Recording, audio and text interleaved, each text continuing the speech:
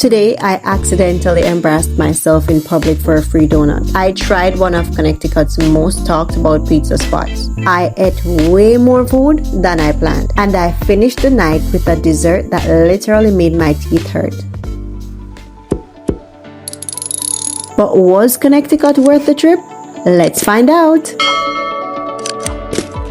Hey everyone, welcome back to the channel. If you're new here, my name is Richanne and I love traveling, trying new food, and showing you what places are really like. Today's adventure takes us to Connecticut.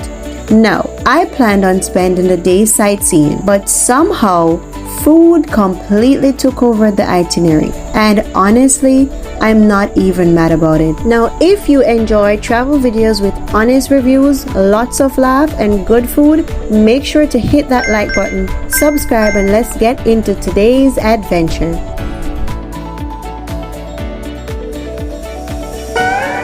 Now, I'm not saying I would dance again for free food, but if another shop offers one, well, we'll talk. Taste this.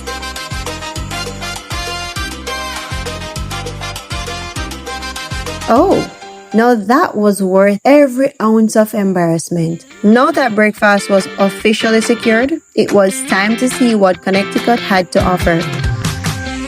Everyone kept telling me about, you have to try this place. Apparently, it's one of the local favorites. So naturally, my expectations were sky high.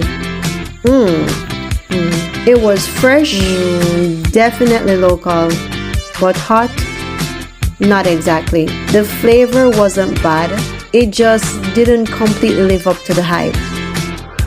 A 5 out of 10. Now tell me down below, what's the best pizza you have ever had? And you know what's funny? No matter where I travel, one thing stays consistent. I somehow always end up with iced coffee. It's basically my travel fuel. Okay, so confession time.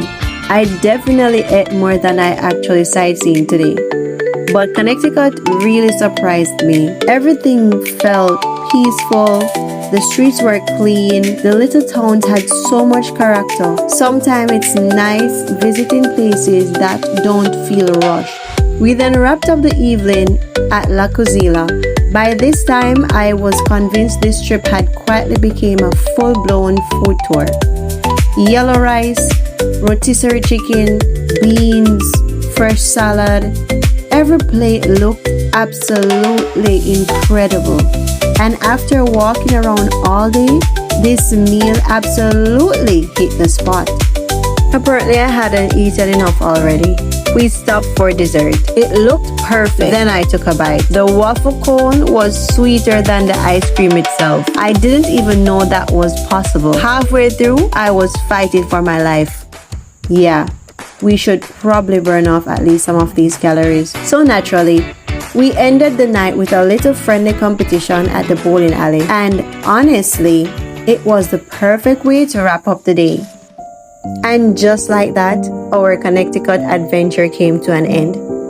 What started with me dancing in public for a free donut turned into an entire day filled with incredible food, beautiful scenery, lots of laugh, and unforgettable memories. And if I had to rate this trip, I would definitely give it a solid 8.5 out of 10. Would I come back? Absolutely.